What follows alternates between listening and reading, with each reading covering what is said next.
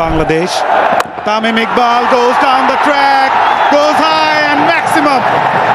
অবশেষে শেষ হলো বিপিএল এর দশম আসর। কুমিল্লাকে বিশাল ব্যবধানে হারিয়ে শিরোপা জিতল তামিমের ফরচুন বরিশাল।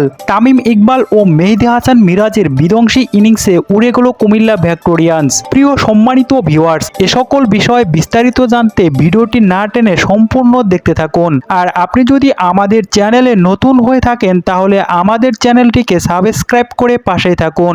বিপিএল এর ফাইনাল ম্যাচে মুখোমুখি হয়েছিল কুমিল্লা ভিক্টোরিয়ান্স বনাম ফরচুন বরিশাল।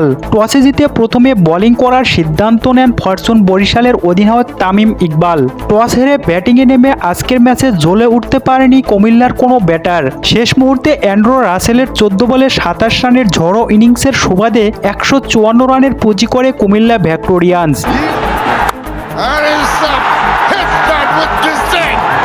জবাবে 155 রানের টার্গেটে দুর্দান্ত শুরু করেছিল তামিম ইকবাল ও মেহেদী হাসান মিরাজ। তারা দুজন মিলে করেছে 48 বলে 76 রানের এক দুর্দান্ত পার্টনারশিপ। তামিম ইকবাল করেন 26 বলে 39 আর মেহেদী হাসান মিরাজ করে 26 বলে 29 রান। পরে কাইল মার্সের বিধ্বংসী মারকুটি ইনিংসের উপর ভর করে কুমিল্লাকে 6 উইকেটে হারায় ফরচুন বরিশাল। অবশেষে তামিম ইকবালের অধিনায়কত্বে শিরোপা জিতল ফরচুন বরিশাল। প্রিয় সম্মানিত ভিউয়ার্স, আজকে তামিম ইকবাল ও মেহেদী হাসান মিরাজের অসাধারণ মারকুটে ইনিংস আপনার কাছে কেমন লেগেছে তা জানিয়ে দিতে ভুলবেন না আমাদের ভিডিওর কমেন্ট বক্সে।